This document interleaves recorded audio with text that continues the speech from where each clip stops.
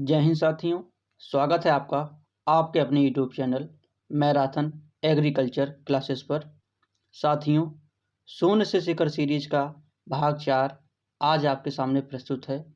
आशा है यह सीरीज आपको पसंद आ रही होगी। आइए देखते हैं इस सीरीज का पहला प्रश्न।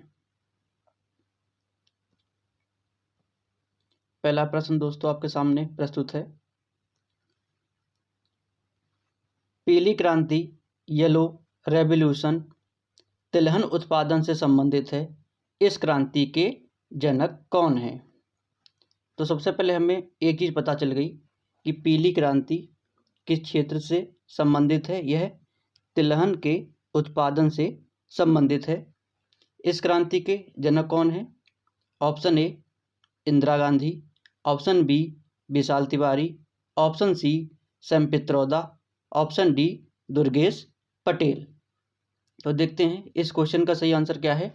इस क्वेश्चन का सही आंसर है ऑप्शन सी सैम पित्रोदा। आइए देखते हैं अन्य ऑप्शन को। इंदिरा गांधी जी ने सिल्वर या रजत क्रांति चलाई थी। सिल्वर रेवोल्यूशन या रजत क्रांति चलाई थी, जो किससे संबंधित है? अंडा उत्पादन से। अंडा उत्पादन से। विशाल तिवारी को लाल क्रांति से संबंधित है। विशाल तिवारी जी लाल क्रांति या रेड रेवोल्यूशन से संबंधित हैं।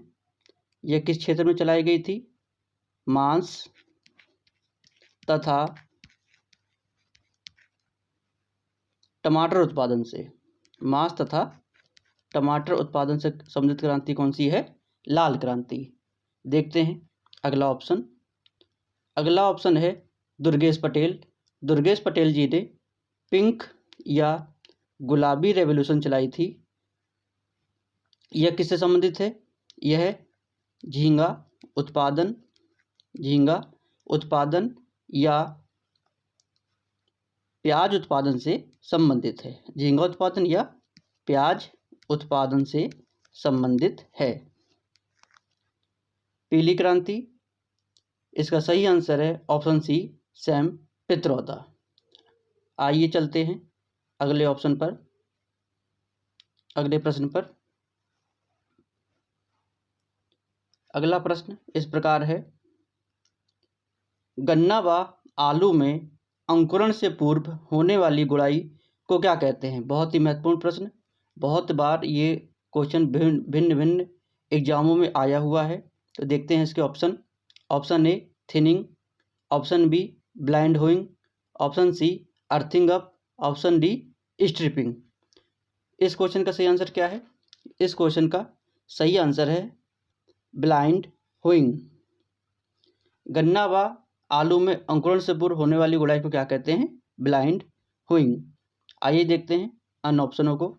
थिनिंग, घने, अगर आप कोई फसल लगा रहे हो वहाँ पे घने पौधे हो जाएं, घने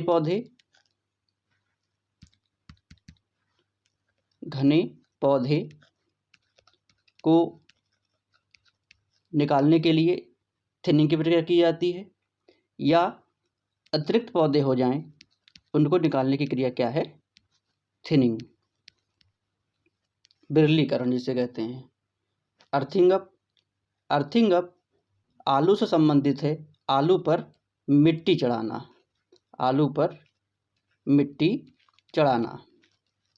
अगर हम आलू पर मिट्टी नहीं चढ़ाएंगे तो यह डायरेक्ट सूर्य के प्रकाश की रोशनी में के संपर्क में आ जाएंगे, जिससे हमारा आलू हरा हो जाता है। उसे क्या कहते हैं? सोलेनिन।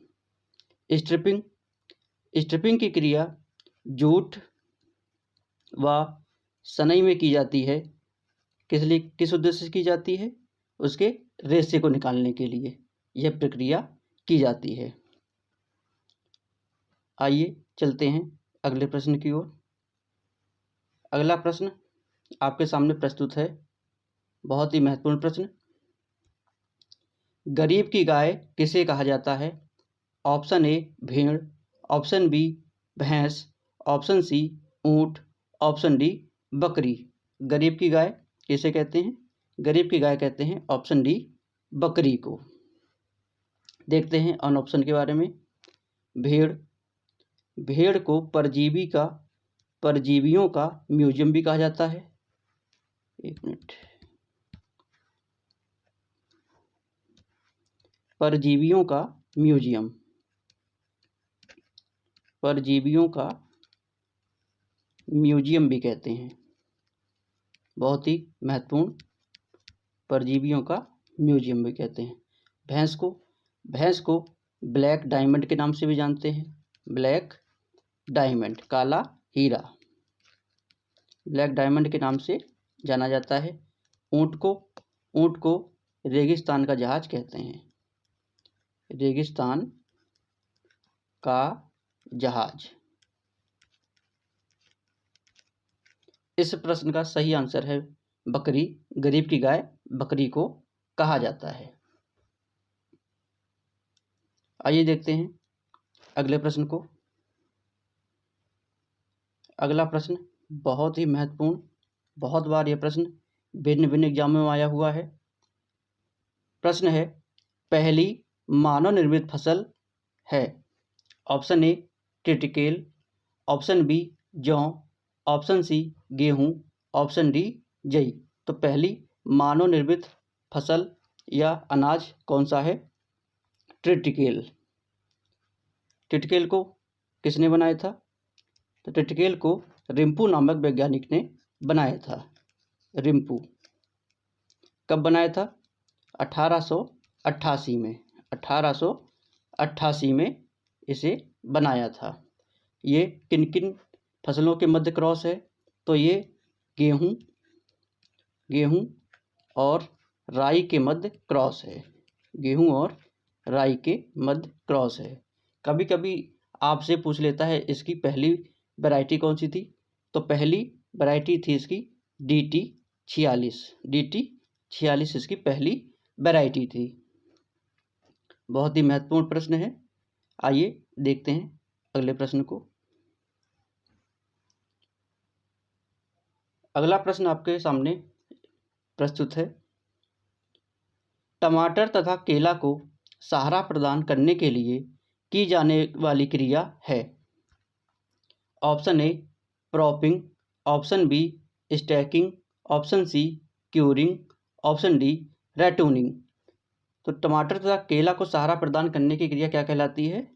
यह स्टैकिंग कहलाती है। आपने देखा होगा कि जब टमाटर में फल लगते हैं तो वहाँ पर बांस की लकड़ियों को लगा दिया जाता है सहारा देने के लिए। ऐसा ही आपने केले में देखा होगा, जब उसमें फल आता है तो गेल को सहारा देने के लिए हम बल्ली लगा देते हैं।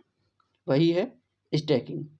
प्रॉपिंग की क्रिया केला और गन्ना में की जाती है। और गन्ना में 1 से 2 गन्ने को आपस में बांधने की क्रिया क्या कहलाती है? प्रॉपिंग। ऐसा ही केला में भी होता है। क्यूरिंग की क्रिया तंबाकू से संबंधित है। तंबाकू में यह क्रिया की जाती है। क्यों की जाती है? तंबाकू की गुणवत्ता बढ़ाने के लिए, गुणवत्ता को बढ़ाने के लिए। रैटूनिंग, अगर मान लीजिए आपकी मेन फसल है, अगर आप उसको काट देते हैं तो उसके जो अवशेष होते हैं उससे ही फसल ले लेना क्या है? रैटूनिंग है। यह क्रिया सबसे ज़्यादा फेमस किस में है? सबसे ज़्यादा फेमस है आपकी गन्ना में। गन्ना में सबसे ज़्यादा फेमस है। और कौन कौन सी फसलें हैं जिनमें रैटूनिंग ली जाती है? नेपियर घास में भी ली जाती है। नेपियर घास। उसके साथ साथ आपने देखे ज्वार में भी रैटूनिंग की क्रिया होती है। बैंगन मोस्ट इम्पॉर्टेंट, बहुत बार पूछा गया है। लेकिन बैंगन में अगर रैटूनिंग लेते हैं तो उसमें सोडियम की मात्रा ज़्यादा होती है, जिससे बैंगन आपका कड़वा लगता है। और अनानास में भी यह क्रिया की जाती है। हमारा प्रश्न था टमाटर तथा केला को सहारा प्रदान करने की क्रिया क्या कहलाती है? तो ऑप्शन बी स्टैकिंग कहलाती है। आइए चलते हैं अगले प्रश्न की ओर। अगला प्रश्न आपके सामने प्रस्तुत है। खीरे में कड़वाहट किस कारण पाई जाती है? बहुत ही महत्वपूर्ण प्रश्न। ए कुकुरबिटेसिन, बी मार्मेलोसिन, सी सोलेसोडीन, डी एमाइलेडिन। तो खीरे में कड़वाहट किसके कारण पाई जाती है? खीरे में कड़वाहट कुकुरबिटेसी के कारण पाई जाती है। लगभग ज़्यादातर जो कुकुरबिटेसी कुल की आपकी फसलें हैं उनमें कुकुरबिटेसी के कारण ही कड़वाहट पाई जाती है। देखते हैं अन ऑप्शनों को। मार्मेलोसिन, ये बेल में कड़वाहट का कारण, कड़वाहट का कारण बेल में होता है मार्मेलोसिन के कारण। सोलेसियोडिन, बैंगन में कड़वाहट का कारण। एमाइलेडिन, यह बादाम में कड़वाहट का कारण। हमारा प्रश्न था खीरे में कड़वाहट किस कारण पाई जाती है? तो कुकुरबिटेसी के कारण। आइए चलते हैं अगले प्रश्न की ओर। अगला प्रश्न आपके सामने इस प्रकार है। ज्वार में पाए जाने वाले हानिकारक पदार्थ को अन्य किन नामों से भी जाना जाता है? बहुत ही महत्वपूर्ण प्रश्न। ऑप्शन ए हाइड्रोसायनिक अम्ल, option B dhurrin, option C prussic अम्ल, ऑप्शन डी सभी। तो ज्वार में पाए जाने वाले हानिकारक पदार्थ को सभी के नामों से जाना जाता है। हाइड्रोसायनिक, धूरिन, प्रूसिक, सभी के नामों से जाना जाता है। सभी नामों से जाना जाता है। हाइड्रोसायनिक अम्ल को शॉर्ट फॉर्म क्या है? HCN के नाम से भी जानते हैं। तो सबसे महत्वपूर्ण है यह किस स्थिति में बनता है? तो यह हाइड्रोसायनिक सूखे की स्थिति में बनता है, सूखे की स्थिति में बनता है। और क्या महत्वपूर्ण है? कभी कभी आपसे प्रश्न पूछ लेता है कि यह कहाँ बनता है? कहाँ बनता है? जड़ों में बनता है, जड़ों में बनता है। लेकिन संश्लेषित कहाँ होता है? पाया कहाँ जाता है? पाया जाता है पत्तियों में, पत्तियों में पाया जाता है। जड़ों में बनता है और पत्तियों में पाया जाता है। पत्तियों में भी कौन सी? सबसे ऊपरी पत्तियों में सबसे ज़्यादा पाया जाता है। एक प्रश्न और पूछता है कि कितनी हानिकारक है, कितनी मात्रा इसकी हानिकारक है? तो 0.05% मात्रा एक वयस्क पशु को मार सकती है। तो ज्वार में पाए जाने वाला हानिकारक पदार्थ हाइड्रोसायनिक अम्ल, धूरिन, प्रूसिक, तीनों नामों से जाना जाता है। आइए चलते हैं अगले प्रश्न की ओर। अगला प्रश्न इस प्रकार है। प्रोटीन क्रांति या प्रोटीन रेवोल्यूशन संबंधित है? ए मांस उत्पादन से, बी सोयाबीन उत्पादन से, सी दलहन उत्पादन से, डी सभी से। तो प्रोटीन क्रांति किससे संबंधित है?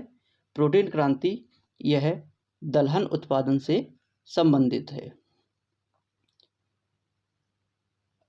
प्रश्न 8 का सही आंसर है सी दलहन उत्पादन। मांस से संबंधित कौन सी है?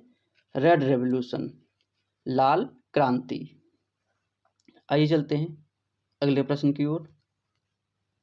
अगला प्रश्न बहुत ही महत्वपूर्ण। प्रधानमंत्री श्री नरेंद्र मोदी द्वारा नीति आयोग की स्थापना कब हुई?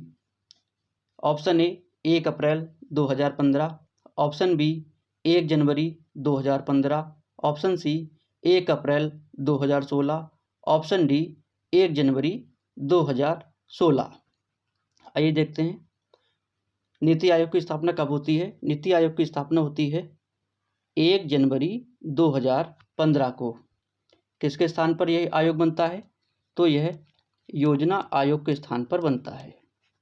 योजना आयोग के स्थान पर यह आयोग का निर्माण किया जाता है। योजना आयोग की स्थापना कब हुई थी? 1950 में। और इसके पहले अध्यक्ष कौन थे? पंडित जवाहरलाल नेहरू जी, जवाहरलाल नेहरू जी। योजना आयोग या नीति आयोग का जो अध्यक्ष होता है वो भारत देश का प्रधानमंत्री होता है। तो नीति आयोग की स्थापना कब हुई थी? 1 जनवरी 2015 को। इसके कभी कभी उपाध्यक्ष पूछ लेता है कि नीति आयोग के उपाध्यक्ष कौन हैं? तो वर्तमान अगर देखा जाए, वर्तमान उपाध्यक्ष उपाध्यक्ष सुमन बेरी जी हैं। सुमन बेरी जी हैं। पहले कौन थे? तो पहले थे अरविंद पनगड़िया। पहले अरविंद पनगड़िया।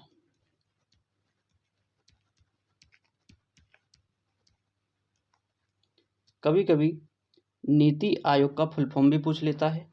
तो नीति आयोग का फुल फॉर्म क्या है? फुल फॉर्म है national institute of transforming India. Transforming India. National institute of transforming India. आइए चलते हैं अगले प्रश्न की ओर।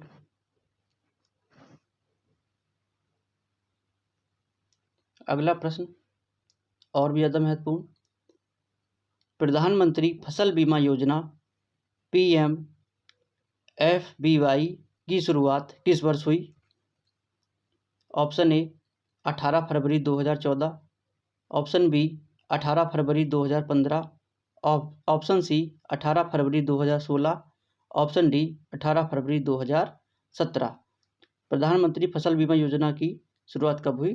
तो 18 फरवरी 2016 को इसकी शुरुआत होती है। इसकी थीम क्या थी? प्रधानमंत्री फसल बीमा योजना की थीम बहुत ही महत्वपूर्ण, एक राष्ट्र एक योजना। एक राष्ट्र एक योजना इसकी थीम थी। इसकी एक थीम प्रीमियम की भी थी। प्रीमियम की क्या थीम थी? तो प्रीमियम की थीम थी एक मौसम एक दर। एक मौसम एक दर इसकी थीम थी प्रीमियम की। प्रीमियम कभी कभी आपसे क्वेश्चन पूछ लेता है कि प्रीमियम कितना दे है। तो रबी फसल में अगर रबी की फसल है तो प्रीमियम 1.5%, 1.5%। खरीफ की फसलों के लिए है 2%। और बागवानी के लिए कितना है? बागवानी के लिए है 5%। बहुत ही महत्वपूर्ण, सभी के सभी ऑप्शन बहुत महत्वपूर्ण है। जितना हम आपको बता रहे हैं बहुत महत्वपूर्ण है। आप इस सब को जरूर नोट डाउन करें। आइए चलते हैं अगले प्रश्न की ओर। अगला प्रश्न आपके सामने प्रस्तुत है। कृषि लागत एवं मूल्य आयोग CACP की स्थापना किस वर्ष हुई? Option A 1965, option B 1966, option C 1968, option D 1969। तो कृषि लागत एवं मूल्य आयोग की स्थापना कब होती है? इसकी स्थापना होती है 1965 में। इसका कार्य क्या है? इसका कार्य है MSP का निर्धारण करना। MSP का निर्धारण करना, न्यूनतम समर्थन मूल्य का निर्धारण करना। यह कृषि लागत एवं मूल्य आयोग CACP का कार्य है। लेकिन आपसे प्रश्न पूछ लेता है कि कृषि लागत इसका MSP की घोषणा कौन करता है? MSP की घोषणा कौन करता है? बहुत ही महत्वपूर्ण, घोषणा करती है भारत सरकार। भारत सरकार इसकी घोषणा करती है। MSP कितनी वस्तुओं या कमोडिटी के लिए जारी किया जाता है? ध्यान दिएगा, वस्तु या कमोडिटी के लिए जारी किया जाता है। तो 23 वस्तुओं के लिए, यहाँ भी फसल नहीं कह रहा, वस्तुओं को कह रहा है। 23 वस्तुओं के लिए ये जारी किया जाता है, जिसमें फसलें कितनी होती हैं? 22 फसलों के लिए MSP जारी होती है। लेकिन एक महत्वपूर्ण है गन्ना के लिए MSP जारी ना होकर FRP जारी होती है। FRP, fair and remunerative price. FRP ये गन्ने के लिए जारी होती है, बाकी अन्य फसलों के लिए MSP जारी होती है। वर्ष में कितनी बार जारी होती है? तो वर्ष में 2 बार एमएसपी जारी होती है, एक बार खरीफ में और एक बार रबी में। खरीफ और रबी में अलग अलग फसलों के लिए जारी की जाती है। आशा है आपको ये प्रश्न समझ में आया होगा। तो CACP की स्थापना किस वर्ष होती है? 1965 में इसकी स्थापना होती है। आइए देखते हैं अगले प्रश्न को। अगला प्रश्न बहुत ही महत्वपूर्ण, बहुत बार भिन्न भिन्न एग्जामों में यह प्रश्न पूछा गया है। प्रश्न है, यूरिया में नाइट्रोजन किस रूप में पाया जाता है? A ammoniacal, B nitrate, C nitrite, D amide. तो यूरिया में नाइट्रेट किस रूप में पाया जाता है? यह एमाइड के रूप में पाया जाता है। और कोई फसल है जिसमें एमाइड के रूप में पाया जाता है? हाँ, कैल्शियम साइनामाइड। कैल्शियम साइनामाइड में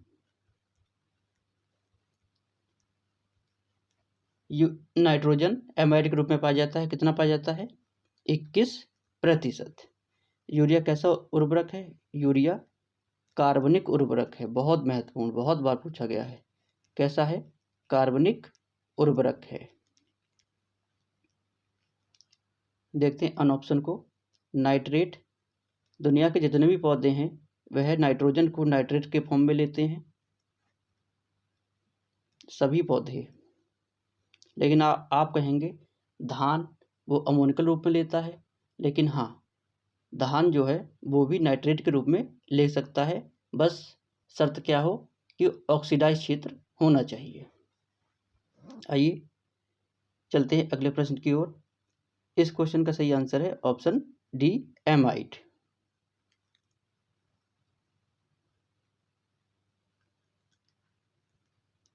अगला प्रश्न, मृदा में प्रधान संस्तर या मास्टर हॉरिजॉन की संख्या कितनी है?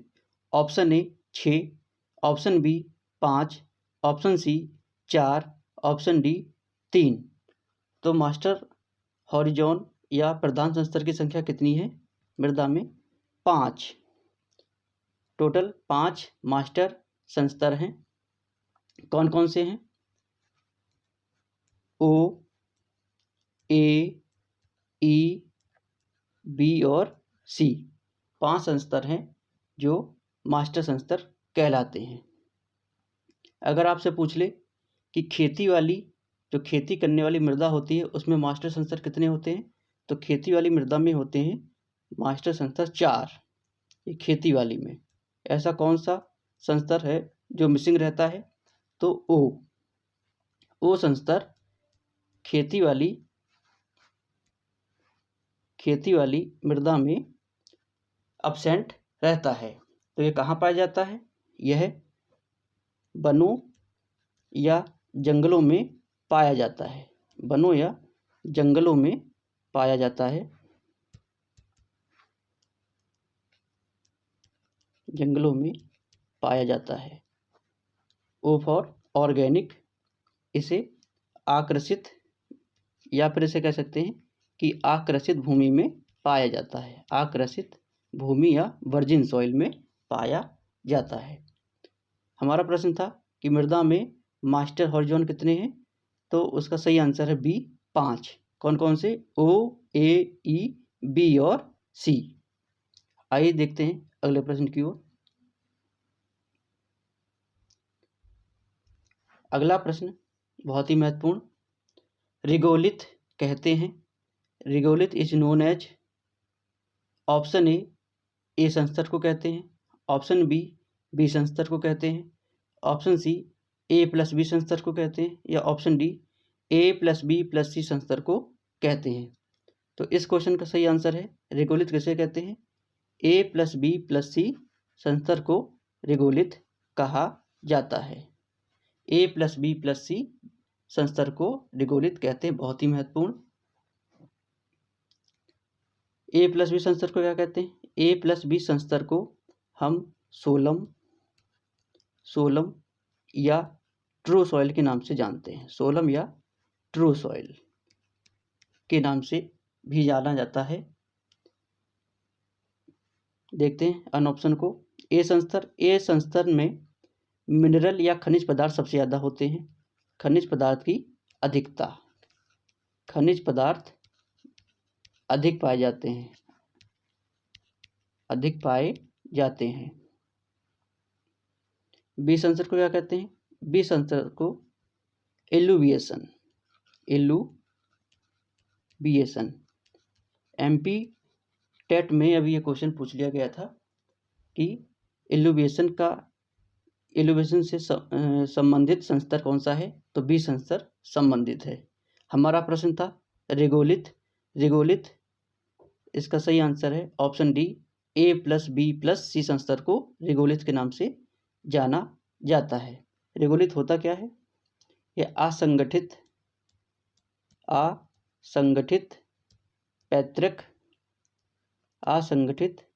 पैतृक पदार्थ होता है जो चट्टानों के ऊपर जमा रहता है। आइए देखते हैं अगले प्रश्न को। अगला प्रश्न आपके सामने प्रस्तुत है। क्वेश्चन नंबर 15, भारत में लाल मृदा या रेड सॉइल किस राज्य में सर्वाधिक पाई जाती है? Option A Madhya Pradesh, option B Andhra Pradesh, option C Tamil Nadu, option D Andhra Pradesh. तो भारत में लाल मृदा सबसे ज़्यादा कहाँ पाई जाती है? यह तमिलनाडु में सबसे ज़्यादा पाई जाती है। यह क्वेश्चन अभी टीजीटी 2021 में पूछा गया था कि लाल मृदा सबसे ज़्यादा किस राज्य में पाई जाती हैं? तो तमिलनाडु राज्य में पाई जाती हैं। किस कारण पाई जाती हैं? फेरस ऑक्साइड की अधिकता के कारण, फेरस या आयरन ऑक्साइड की अधिकता के कारण यह पाई जाती है। फेरस ऑक्साइड की अधिकता के कारण पाई जाती हैं। तो मध्य प्रदेश में पाई जाती हैं काली मिट्टी। आंध्र प्रदेश में भी लाल मिट्टी पाई जाती है।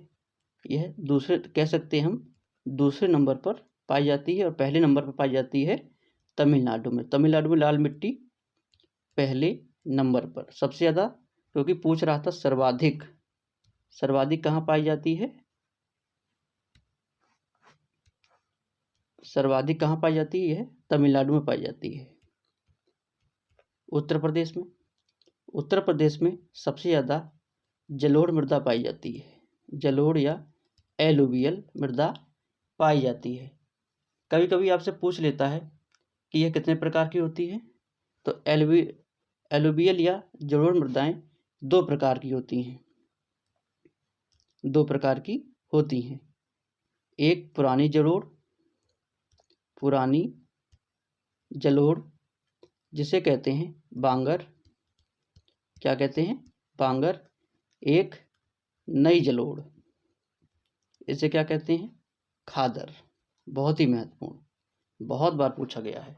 पुरानी जलोढ़ को बांगर और नई जलोढ़ को खादर कहा जाता है। हमारा प्रश्न था कि भारत में लाल मृदाएं सबसे ज़्यादा सर्वाधिक किस राज्य में पाई जाती हैं? तो उसका सही आंसर है ऑप्शन सी, तमिलनाडु में सबसे ज़्यादा पाई जाती हैं। आइए दोस्तों देखते हैं अगले प्रश्न को। अगला प्रश्न आपके सामने इस प्रकार है, बहुत ही महत्वपूर्ण।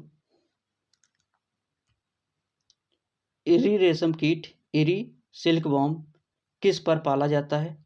ऑप्शन ए अरंडी पर, ऑप्शन बी अरहर पर, ऑप्शन सी शहतूत पर, ऑप्शन डी पॉपुलर पर। तो इरी रेशम कीट बहुत ही महत्वपूर्ण, यह किस पर पाला जाता है? यह अरंडी पर पाला जाता है। देखते हैं अन्य ऑप्शन को। शहतूत पर मलबेरी सिल्क पाला जाता है। हमारा प्रश्न था कि इरी रेशम कीट सबसे ज़्यादा किस पर पाला जाता है? वह अरंडी पर पाला जाता है। आइए देखते हैं अगला प्रश्न। अगला प्रश्न इस प्रकार है, भारत का एकाधिकार या मोनोपोली किस सिल्क पर है? Option A eri silk, option B mulberry silk, option C muga silk, option D tussar silk. तो भारत की मोनोपोली या एकाधिकार कौन सी सिल्क पर है? तो मूंगा सिल्क पर। इसका सही आंसर क्या है? मूंगा सिल्क पर भारत का एकाधिकार है। और मूंगा सिल्क सबसे ज़्यादा भारत में कहाँ पाया जाता है? असम में। असम में सबसे ज़्यादा पाया जाता है। इरी रेशम कीट यह अरंडी पर पाला जाता है। किस पर? अरंडी पर। अरंडी पर पाला जाता है। मलबेरी यह सहतूत पर पाला जाता है। टसर यह साल नामक वृक्ष पर पाला जाता है। हमारा प्रश्न था कि भारत का एकाधिकार कौन सी सिल्क पर है? तो उसका सही आंसर है मूंगा सिल्क। आइए देखते हैं अगले प्रश्न को। अगला प्रश्न बहुत ही महत्वपूर्ण, भारतीय चारागाह एवं चारा शोध संस्थान IGFRI स्थित है? Option A Jhansi, option B Jodhpur, option C Jabalpur, option D Dehradun. तो भारतीय चारागाह एवं चारा शोध संस्थान कहाँ पर है? यह झांसी उत्तर प्रदेश में अवस्थित है। इसकी स्थापना कब हुई थी? तो इसकी स्थापना हुई थी 1962 में। 1962 में इसकी स्थापना होती है। आइए देखते हैं अन्य ऑप्शन को। जोधपुर में काजरी और आफरी, काजरी और आफरी दो इंस्टीट्यूट हैं। जबलपुर में directorate of weed research, directorate of weed research कहाँ पर है? जबलपुर में है। देहरादून में क्या है? देहरादून में है forest research institute. Forest research institute कहाँ पर है? देहरादून में है। हमारा प्रश्न था कि IGFRI कहाँ पर है? वह झांसी में स्थित है। आइए चलते हैं अगले प्रश्न की ओर। प्रश्न नंबर 19 आपके सामने प्रस्तुत है। भारतीय गाय का वैज्ञानिक नाम है? Option A Bos taurus, option B Bos indicus, option C Ovis aries, option D Capra hircus. तो भारतीय गाय का वैज्ञानिक नाम क्या है? भारतीय गाय का वैज्ञानिक नाम है बॉस इंडिकस। तो बॉस टॉरस किसका है? बॉस टॉरस है विदेशी गायों का। विदेशी गाय का। विदेशी गाय की खास पहचान, इसमें थुई या कुबड़ नहीं पाई जाती। थुई या कुबड़ नहीं पाई जाती है। नहीं पाई जाती है। बॉस इंडिकस में कुबड़ पाई जाती है। कुबड़ पाई जाती है। ओविस एरीज किसका है? यह भेड़ का वैज्ञानिक नाम है। भेड़ का वैज्ञानिक नाम है कैप्रा हिरकस। कैप्रा हिरकस यह बकरी का वैज्ञानिक नाम है। कौन सा अम्ल पाया जाता है इसके दूध में? कैप्रोइक एसिड पाया जाता है बकरी के दूध में। आइए चलते हैं अगले प्रश्न की ओर। अगला प्रश्न आपके सामने प्रस्तुत है, बहुत ही महत्वपूर्ण TGT 2021 का रिपीटेड क्वेश्चन। दूध का हिमांक या फ्रीजिंग पॉइंट होता है -0.00 degree Celsius, 1.032 degree Celsius, -0.55 degree Celsius या 100.16 डिग्री सेल्सियस। तो दूध का हिमांक या फ्रीजिंग पॉइंट कितना होता है? ये होता है -0.55 डिग्री सेल्सियस। आइए देखते हैं अन ऑप्शनों को। जैसे 1.032 यह भैंस के दूध का आपेक्षिक घनत्व होता है। भैंस के दूध का आपेक्षिक घनत्व होता है। तो गाय का कितना होता है? गाय का होता है 1.028। 100.16 डिग्री सेल्सियस इस पर दूध उबल जाता है। बॉइलिंग पॉइंट दूध का कितना है? 100.16। हमारा प्रश्न था दूध का हिमांक या फ्रीजिंग पॉइंट कितना है? तो ऑप्शन सी -0.55 डिग्री सेल्सियस इसका सही आंसर है। आइए दोस्तों चलते हैं अगले प्रश्न की ओर। उससे पहले दोस्तों, अगर आपको हमारी वीडियो पसंद आ रही है तो हमारे चैनल को या वीडियो को लाइक करें, उसे शेयर करें, चैनल को सब्सक्राइब करें, जिससे आपको नियमित वीडियो मिलती रहे। और नियमित वीडियो का नोटिफिकेशन पाने के लिए बेल आइकन को प्रेस करना ना भूलें। चलते हैं अगले प्रश्न की ओर। अगला प्रश्न इस प्रकार है, बहुत ही महत्वपूर्ण। 20 सूत्रीय कार्यक्रम किसने प्रदान किया या चलाया? Option A Pandit Jawaharlal Nehru, option B Indira Gandhi, option C Rajiv Gandhi, option D Mahatma Gandhi. तो 20 सूत्री कार्यक्रम किसने चलाया? 20 सूत्री कार्यक्रम इंदिरा गांधी जी ने चलाया। कब चलाया? 1975 में। 1975 में यह कार्यक्रम चलाया जाता है। पर देखते हैं अगले ऑप्शनों को। पंडित जवाहरलाल नेहरू जी ने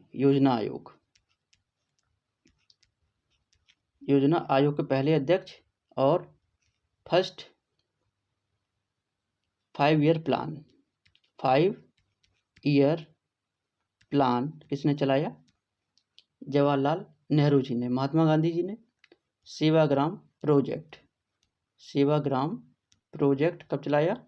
1920 में वर्धा महाराष्ट्र से।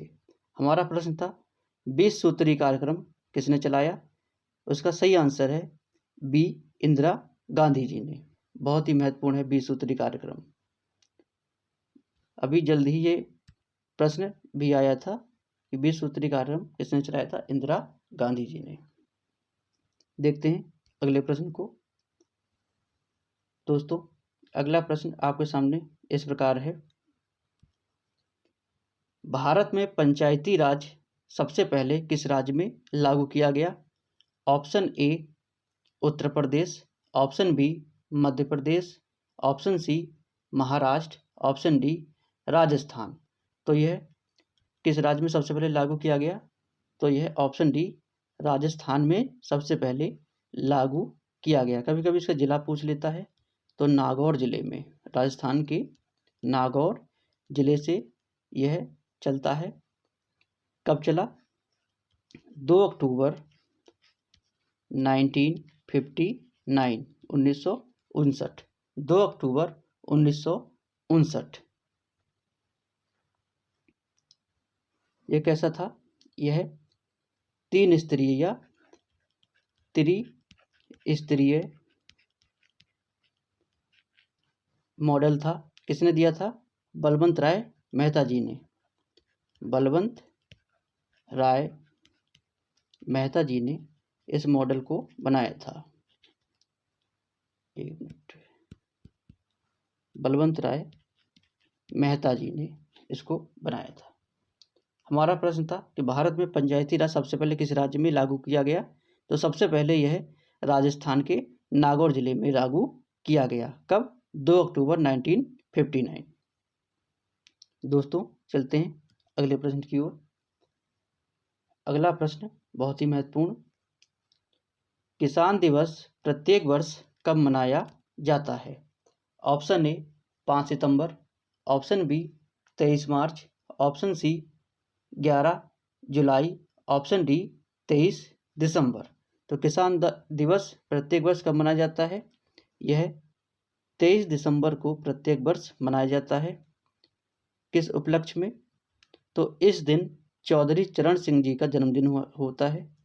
चौधरी चरण सिंह जी का जन्म दिवस होता है। इसके उपलक्ष्य में हर साल 23 दिसंबर को किसान दिवस मनाया जाता है। आइए देखते हैं अन्य ऑप्शनों की ओर।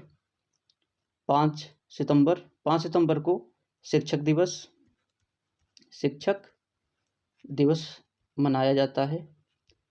23 मार्च को विश्व मौसम दिवस मनाया जाता है। 11 जुलाई बहुत ही महत्वपूर्ण, 11 जुलाई को विश्व जनसंख्या दिवस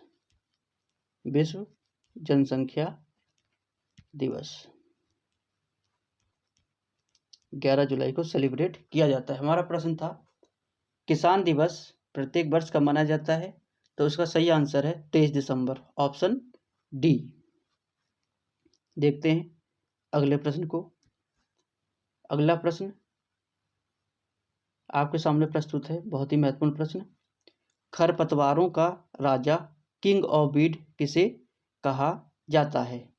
option A phalaris minor, option B Congress grass, option C सत्यानाशी, ऑप्शन डी जंगली जई। तो खरपतवारों का राजा किसे कहा जाता है? ऑप्शन बी कांग्रेस घास को खरपतवारों का राजा कहा जाता है। देखते हैं अन ऑप्शनों को। फ्लेरिस माइनर यह गेहूं का नकलची खरपतवार है। गेहूं का नकलची खरपतवार है।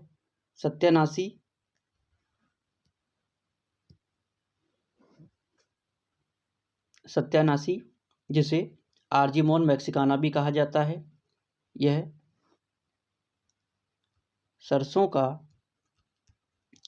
का आपत्तिजनक खरपतवार है। आपत्तिजनक खरपतवार है। जंगली जई यह गेहूं में तथा जई का खरपतवार है। गेहूं तथा जई का खरपतवार है। हमारा प्रश्न था खरपतवारों का राजा किंग ऑफ वीट किसे कहते हैं? तो इसका सही आंसर है ऑप्शन बी कांग्रेस ग्रास को या कांग्रेस घास को। इसे पार्थेनियम भी कहा जाता है। कभी कभी आपसे पूछ लेता है कि इसका जैविक नियंत्रण किसके द्वारा किया जाता है? कांग्रेस घास का अगर आपसे पूछ ले जैविक नियंत्रण, बहुत महत्वपूर्ण, जैविक नियंत्रण किसके द्वारा किया जाता है? तो इसका जैविक नियंत्रण किया जाता है जाइगोग्रामा बाइकोलोराटा के द्वारा।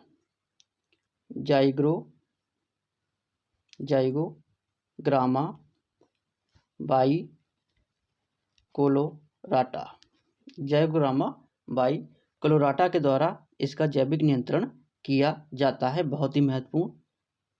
आइए देखते हैं अगला प्रश्न। अगला प्रश्न बहुत बार पूछा गया, निम्न में से किसे झूठा सोना भी कहा जाता है?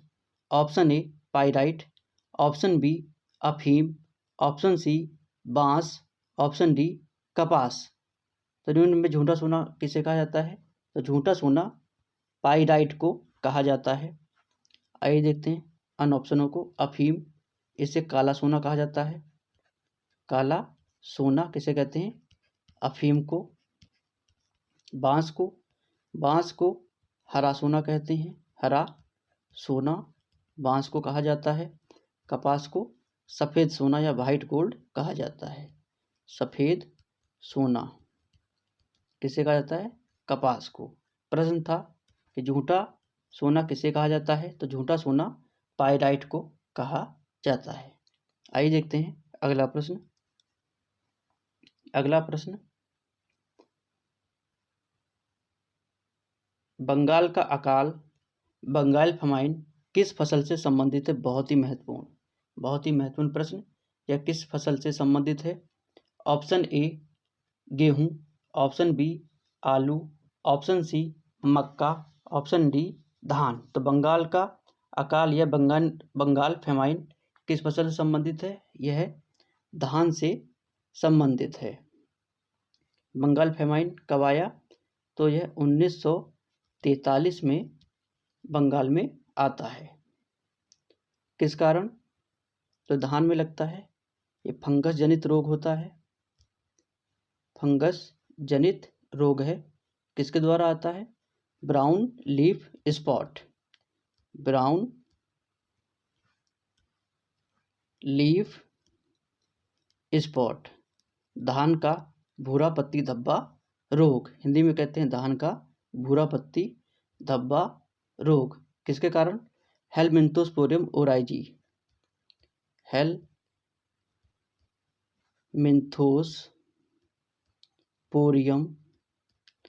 ओराइजी। ये क्या है? कवक या फंगस है जिसके कारण आता है। देखते हैं ऑन ऑप्शनों को। इसी से संबंधित एक और है। ऐसे ही अकाल एक फसल में और आया था। किसमें? आलू में। आलू में कब आया? 1845 में, जिसे आयरिश फेमाइन के नाम से भी जाना जाता है। आयरलैंड का अकाल या आयरिश फेमाइन। आलू की लेट ब्लाइट के कारण, लेट ब्लाइट या पछेती झुलसा के कारण यह रोग आया था। फाइटोफथोरा इन्फेस्टेंस के कारण यह रोग आया था। हमारा प्रश्न था कि बंगाल का अकाल, बंगाल फेमाइन किस फसल से संबंधित है? तो यह धान या चावल से संबंधित है। देखते हैं अगले प्रश्न को। अगला प्रश्न,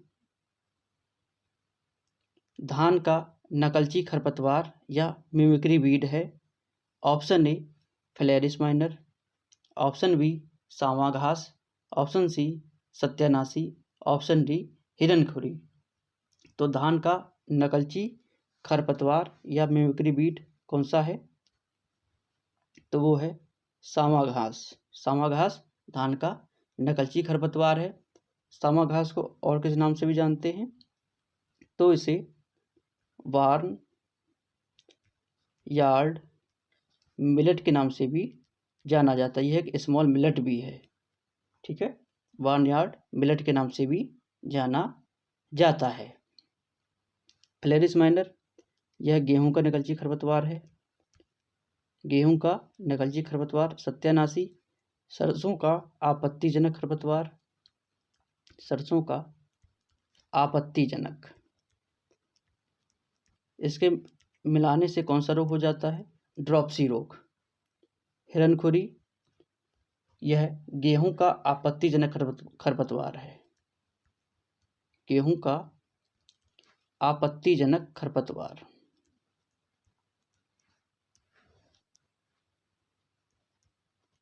आपत्तिजनक खरपतवार कौन है? हिरनखुरी। हमारा प्रश्न था धान का नकलची खरपतवार या मिमिक्री वीड कौन सा है? सांबा या बार्नयार्ड मिलेट। आइए दोस्तों चलते हैं अगले प्रश्न की ओर।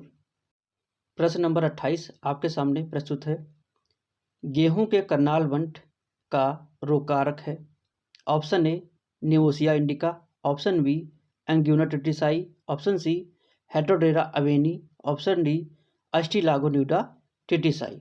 तो करनाल वंट की खोज कब हुई थी? इसकी खोज हुई थी 1930 में। कहाँ पर? करनाल हरियाणा में। करनाल हरियाणा में इसकी खोज हुई थी। किसने की थी?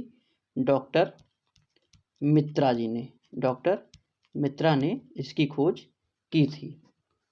तो इसका रोग कारक क्या है?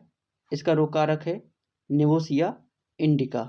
इसका रोग कारक है, यह फंगस जनित रोग है। कैसा है? फंगस जनित रोग है। अगला ऑप्शन है एंग्यूना टिटिसाई। यह सूत्रकृमि के द्वारा होता है। सूत्रकृमि के द्वारा होता है। इसके द्वारा कौन सा रोग होता है? Year cockle disease. Year cockle disease किसके द्वारा होता है? एंग्यूना टिटिसाई के द्वारा होता है। अगला ऑप्शन हेटेरोडेरा अवेनी। यह भी सूत्रकृमि के द्वारा होता है, सूत्रकृमि के द्वारा होता है। इससे कौन सा रोग होता है? मोलिया डिजीज, मोलिया डिजीज हेटेरोडेरा अबेनी के कारण होता है। अगला ऑप्शन अस्टिलागो न्यूडाटिसाई, यह फंगस जनित रोग है, फंगस जनित रोग है। इससे कौन सा रोग होता है? Loose smut, loose smut Ustilago nuda tritici के द्वारा होता है। हमारा प्रश्न था गेहूं का करनाल बंट का रोग कारक है, तो उसका सही आंसर है ऑप्शन ए न्योसिया इंडिका। आइए चलते हैं अगले प्रश्न की ओर। अगला प्रश्न आपके सामने प्रस्तुत है। यह प्रश्न बहुत बार पूछा गया है कि जीवन काल के आधार पर अरहर फसल है। ऑप्शन ए 1 वर्षीय, ऑप्शन बी द्विवर्षीय, ऑप्शन सी बहुवर्षीय, ऑप्शन डी सभी। तो इसका सही आंसर क्या है? इसका सही आंसर है ऑप्शन सी बहुवर्षीय। जीवन काल के आधार पर अरहर की फसल बहुवर्षीय होती है। आइए देखते हैं अन्य ऑप्शनों को। 1 वर्षीय, 1 वर्षीय अरहर की एक जाति है। अरहर की कौन सी जाति? अरहर की फ्लेवस जाति, जिसे हम कहते हैं तुअर, तुअर दाल के नाम से भी जानते हैं। यह है 1 वर्षीय कजेनस कजान वैरायटी फ्लेवस। तो बहुवर्षीय कौन सी होती है? Cajanus cajan variety bicolor, bicolor जिसे अरहर कहते हैं हम, यह बहुवर्षीय होती है। हमारा प्रश्न था जीवन काल के आधार पर अरहर की फसल है, तो कैसी है? बहुवर्षीय है जीवन काल के आधार पर। आइए चलते हैं अगले प्रश्न की ओर। अगला और अंतिम प्रश्न बहुत ही महत्वपूर्ण।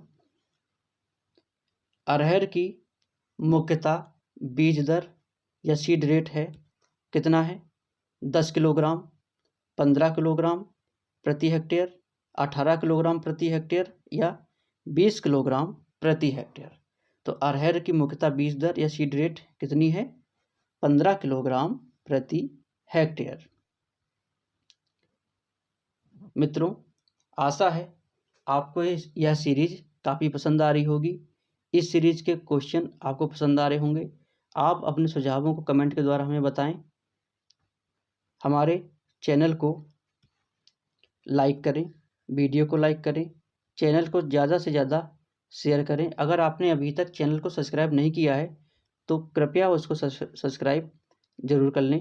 वीडियो का नियमित नोटिफिकेशन पाने के लिए बेल आइकन को प्रेस करना ना भूलें। दोस्तों, अब हमारी मुलाकात होगी आपसे अगली वीडियो में। तब तक के लिए जय जवान जय किसान।